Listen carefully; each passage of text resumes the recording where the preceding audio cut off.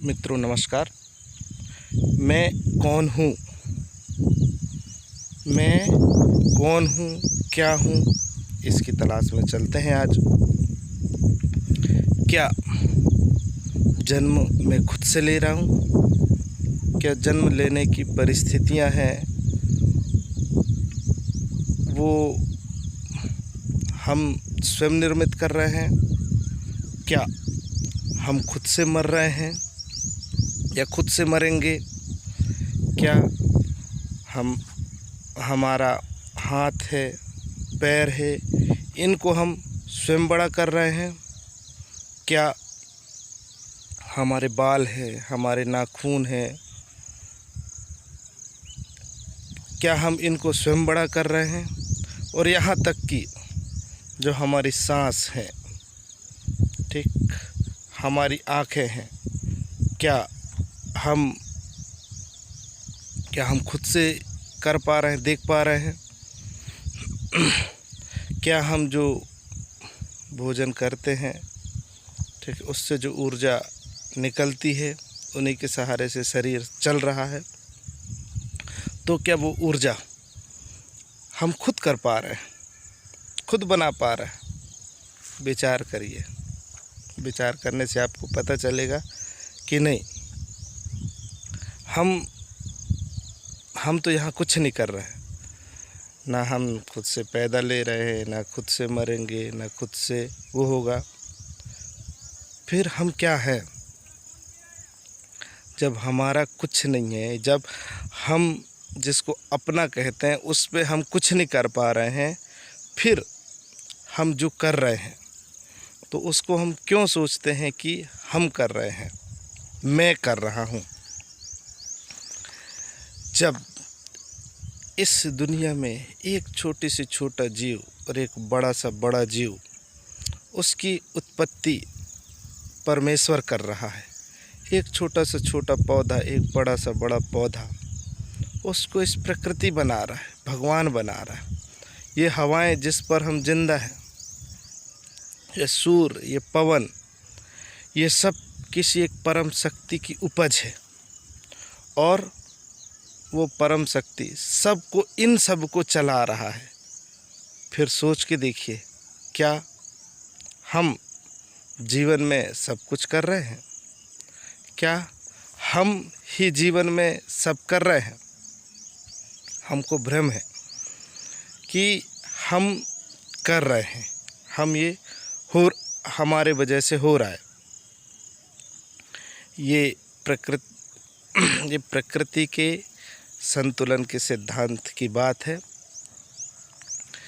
आप मूल रूप से पैदा होते हैं तो मूल रूप से आपका हृदय रहता है, जो आपको जन्म से मिलता है।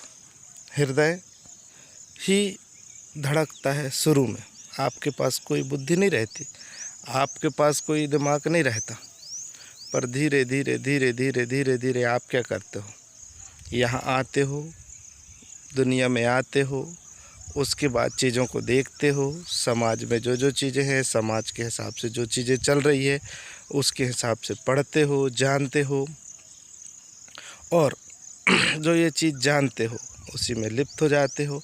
और लगता है, और दिमाग से चलने लगते हो, और लगता है कि जो कर रहा है ये मेरा दिमाग कर रहा है। ये दिमाग सोचने लगता है कि मैं ही हूँ, बाकी कोई नहीं है, कोई ईश्वर नहीं है, कोई शक्ति नहीं है। ऐसे हम भ्रम में हो जाते हैं और हम सोचते हैं कि मैं ही हूँ, जो कर रहा हूँ मैं ही कर रहा हूँ। बाद में दुख होता है, तकलीफ़ होता है, तब हम ईश्वर के पास जाते हैं, मानते हैं कि हमारा ये कर दे, वो कर दे। हम ये नहीं जानते कि इस जगत में जो हो रहा है वो कर रहा है। हम तो सिर्फ एक कठपुतली हैं, ठीक। हम जितना कचरा भरते हैं अपने अंदर, जितना हम ज्ञान की बातों को लाते हैं, जितना बुद्धि को लाते हैं, उतना हम ईश्वर से दूर होते चले जाते हैं, ईश्वर से करीब नहीं होते। जब ईश्वर से दूर होते हैं तब हम जो करते हैं उससे द्वंद्व होता है। अगर हम ईश्वर पर छोड़कर करें, ठीक है, आप करेंगे, आप उस ऊंचाइयों को पहुंचेंगे, प्राप्त करेंगे। पर ये सोचें कि मैं नहीं कर रहा हूँ, कर वो रहा है, उसके प्रति समर्पण करें। उस ईश्वर ने आपको पैदा किया है, वो सब चला रहा है, तो उसके पास जाएं और उसको धन्यवाद दें जो भी कर रहा है।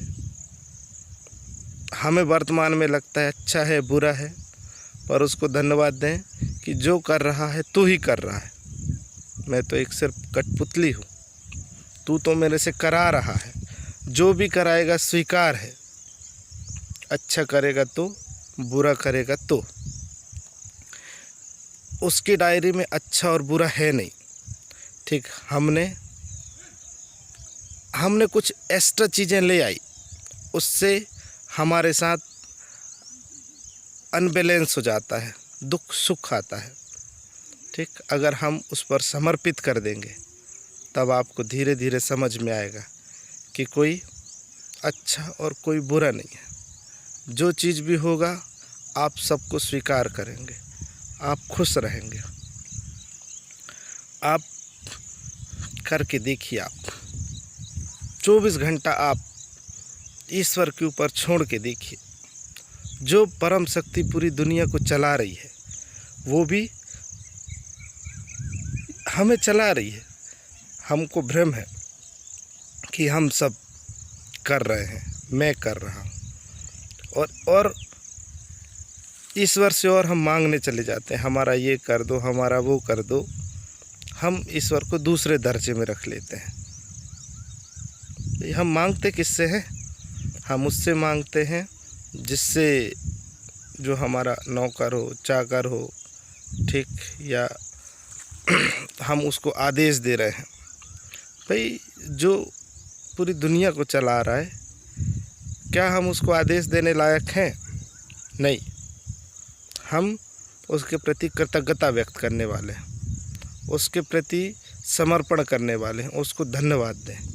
तो आप ईश्वर को थैंक्स करके देखिए, ईश्वर की प्रभु सत्ता को स्वीकार कीजिए कि वो जो कर रहा है स्वीकार है। देखेंगे आप धीरे धीरे धीरे धीरे धीरे धीरे ईश्वरमय होने लगेंगे। आपको जीवन में आनंद आने लगेगा।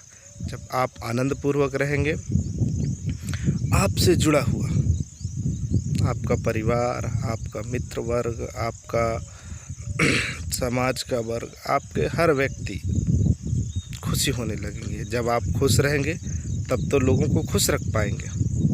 आपने सुना, आपके प्रति अनुग्रहित हूँ। आपके अंदर बैठे परमेश्वर को प्रणाम करता हूँ। धन्यवाद।